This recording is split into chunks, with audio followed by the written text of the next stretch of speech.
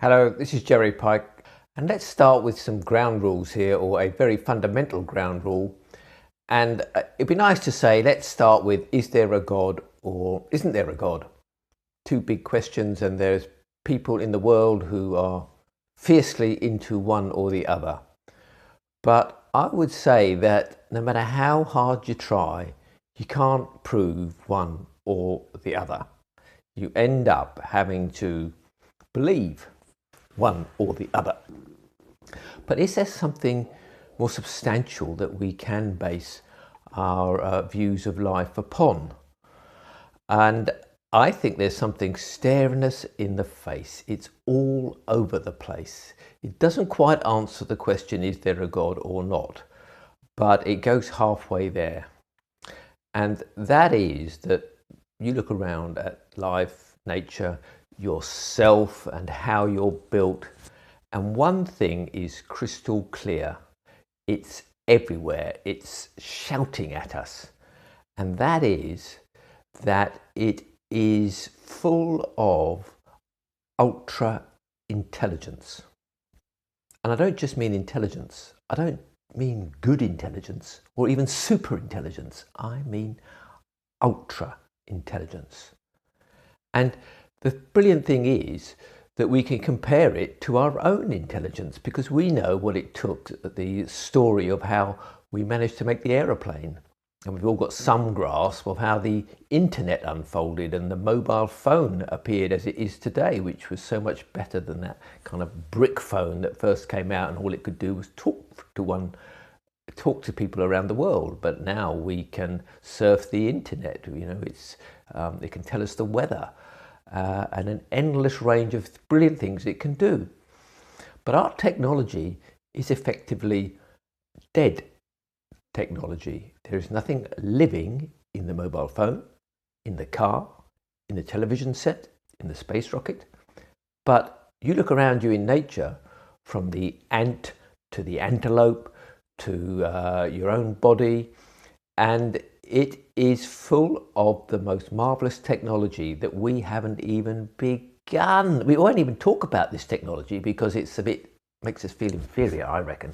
So, for example, we don't ever talk about having a technology that is able to grow itself. It's too advanced. I mean, imagine having a mobile phone that grew from a little baby one when you were a child, and it grew up with you to be a larger size. Or you bought a t-shirt at the age of 5 and it grew. I mean, it'd be marvelous. It'd sell out in the shops immediately. But it's so advanced that we don't even talk about it. And this is what I'm meaning by ultra technology, ultra intelligence, rather. And another good example is that the way things will heal themselves. And we don't even talk about technology that can heal itself. Now, I know on your computer it says, press this to repair the problem.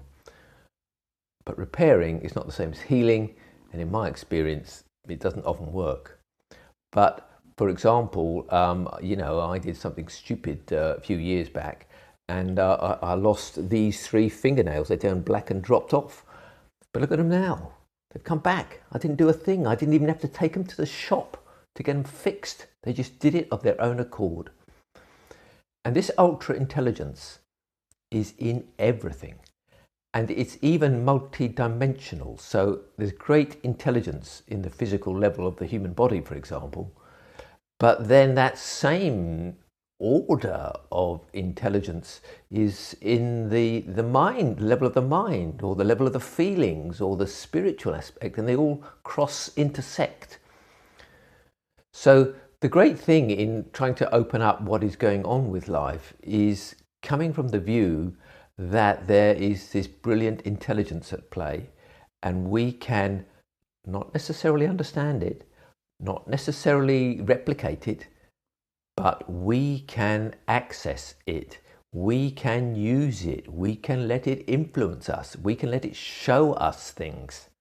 And this is the great optimism about life, that I think this spiritual inquiry is going to really show some interesting results. So keep that in your mind We live in a world of ultra intelligence, even if all the human race has been able to do is create good intelligence. But we are made of, not the human race's good intelligence, but whatever created this life is dealing in an intelligence that we cannot, it's beyond what our minds can grasp. And that should be the excitement.